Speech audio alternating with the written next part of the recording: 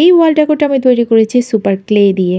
এই viral clay দিয়ে সবাই ভাইরাল হয়ে যাচ্ছে, আর আমারও ইউটিউবে ভালো একটা মোটামুটি ভিউ জেনারেট হচ্ছে এই ক্লে দিয়ে ডিআইওয়াই করে। আজকে ডিআইওয়াইটা খুবই স্পেশাল হতে যাচ্ছে, কারণ এটা সামনে থেকে দেখলে কেউ বলবেও না, বুঝবেও না যে এটা সুপার ক্লে দিয়ে তৈরি করা। আর আমি এটা খুবই সিম্পল ওয়েতে বানিয়ে দেখাবো। সেজন্য আমি প্রথমে একটু পিঙ্ক আর ইয়েলো মিক্সড করে একটা শেড তৈরি করে একটা পাপড়ি তৈরি করে নিচ্ছি। আর এখানে আমি যে টুলসগুলি ব্যবহার করছি সেগুলি আমি দারাজ থেকে মাত্র 155 টাকা দিয়ে নিয়েছিলাম। তাছাড়া এগুলি পাওয়া যাবে স্টেশনারি দোকানে, 99 শপে, বিভিন্ন সুপার শপে এবং ক্রাফট ম্যাটেরিয়াল পাওয়া যায় এই ধরনের দোকানে। তো হয়তো স্থানভেদে কিছুটা দামের পার্থক্য হতে পারে। আর সুপার ক্লের কথা কি বলবো, সেটা আমি মাত্র 50 টাকা দিয়ে এক প্যাকেট কিনেছি। আর এটাতে 12টা প্যাকেট থাকে, ছোট ছোট 12টা কালারের।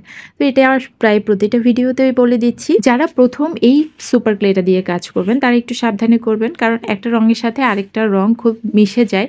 মানে এটা একটা রঙের সাথে আরেকটা মিশানোর জন্য কোনো রকমের আঠা ইউজ করতে হয় না, এটা একটার সাথে একটা এমনিতেই লেগে যায়। আর এগুলো খুব সফট হওয়ায় প্রথমেই কাজটা করবেন আপনারা খুবই সিম্পল ডিজাইন দিয়ে, তারপরে করতে করতে হাত চলে আসবে, সূক্ষ্ম ডিজাইনও করতে পারবেন। এরই মধ্যে আমি বেশ অনেকগুলি পাপড়ি তৈরি করে নিচ্ছি। আপনারা খেয়াল করেছেন কিনা জানি না, পাপড়ির যে পার্টটা আমার হাতের তালুর সাথে লেগেছিল সেই তালুর অংশটা থেকে একটা সুন্দর ডিজাইন হয়েছে, সেটাই আমি পাপড়ির উপরের অংশ হিসেবে ব্যবহার করছি।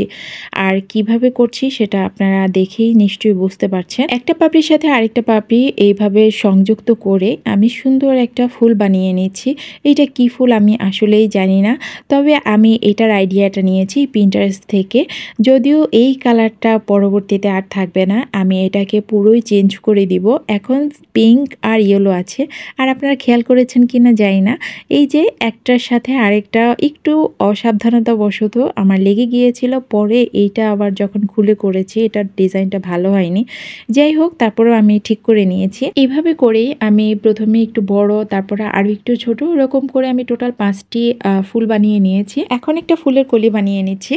কলিটা একটু উপর অংশে সেট করব, আর এটা কিভাবে করছি সেটা দেখেই হয়তো বুঝে নিতে পারছেন। এখানে যেহেতু বেশ অনেকগুলি পার্ট আছে, তো আমি আলাদা আলাদা করে সবগুলি পার্ট রেডি করছি। এখন হচ্ছে আমি সবুজ কালারের ক্লেটা দিয়ে একটা পাতা বানাবো। একটা না, আমি টোটাল তিনটা পাতা বানাবো। তিনটার মধ্যে একটা আপনাদেরকে করে দেখাচ্ছি কিভাবে করছি। যেহেতু পুরো ভিডিওটা একবারে করা যায় না, বিভিন্ন অংশগুলি আলাদা আলাদা করতে হয়, তো আমার ভুলবশত একটু অংশ স্কিপ হয়ে গিয়েছে, মানে আমার এই ভিডিওটা করা হয়নি, রেকর্ড করা হয়নি। সেটা হচ্ছে ফুলের কিছু ছোট ছোট কলি আমি করেছিলাম, যেগুলি ভিডিও করা হয়নি, আমি পরে খেয়াল করেছি।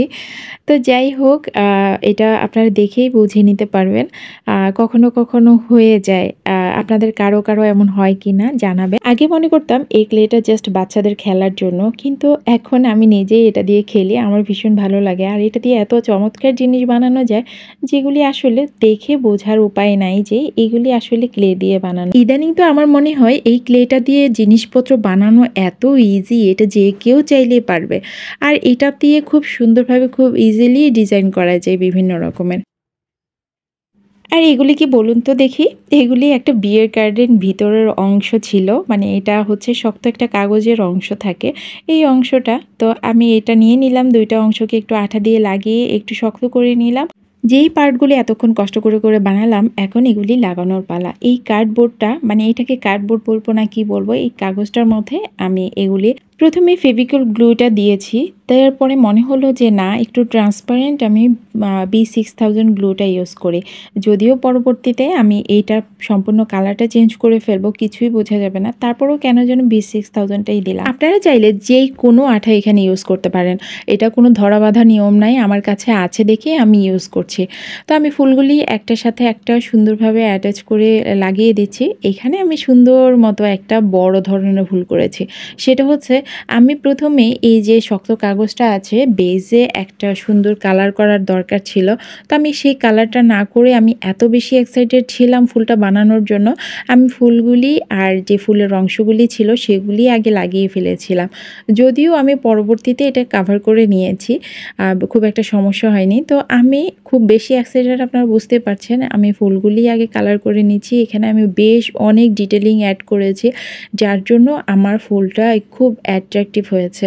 তো এখানে আমি pink colour, purple colour plus এখানে আমি brown colour, red colour, yellow colour, orange colour বেশ কিছু কালার ইউজ করেছি। আর এখানে এখন যেটা করছি সেটা হচ্ছে আমি যে বলেছিলাম আমার স্কিপ হয়ে গিয়েছে, এগুলি হচ্ছে সেই ফুলের কলি যেগুলির আমার ভিডিওটা করা হয়নি। তো এগুলো একদম সিম্পলভাবে করেছি, দেখে আপনারা বুঝতে পারবেন। আর এখানে আমি সবুজ কালারের করে তার উপরে আমি আরও একটু গাঢ় কালার অ্যাড করে দিচ্ছি। আর আমার এর মধ্যে কিন্তু আমি ভিতরের যে বেসটা ছিল মানে হচ্ছে যে বোর্ডটা ছিল সেটার মধ্যে আমি একটু কালার করে নিয়েছি। আর এখানে আমি একটু ব্রাউন কালারের টেক্সচার দেওয়ার জন্য ব্রাউন কালারের এখানে সুপার সফট ক্লেটা আবার ইউজ করে এখানে আবার ডিটেলিং করে নিচ্ছি। পাতা ফুল সব কিছুতেই আমি বেশ কয়েকটা করে কালার শেড ইউজ করেছি। তো গ্রিনটার মধ্যেও আমি বেশ কয়েকটা 3-4টা গ্রিন শেড ইউজ করেছি। আর ফাইনালি আমি যেটা করছি সেটা হচ্ছে সিলভার যে মেটালিক কালার থাকে সেটা একটু টাচ দিয়ে নিচ্ছি যাতে এটা গ্লেজি আর দেখতে একটু অ্যাট্রাকটিভ মনে হয়। আমি কিন্তু মেইন বেস যে কার্ডবোর্ডটা আছে সেটার মধ্যেও আমি একটু মেটালিক কালার দিয়ে দিয়েছি। ফাইনালি এই ডেকোটাকে আমাকে আরও একটু অ্যাট্রাকটিভ করার জন্য এবং দীর্ঘস্থায়ী করার জন্য একটু ভার্নিশ অ্যাপ্লাই করতে হবে। সুপার ক্লে দিয়ে বানানো জিনিসগুলিকে তেলাপোকার হাত থেকে রক্ষা করার জন্য ভার্নিশ অবশ্যই দিতে হবে।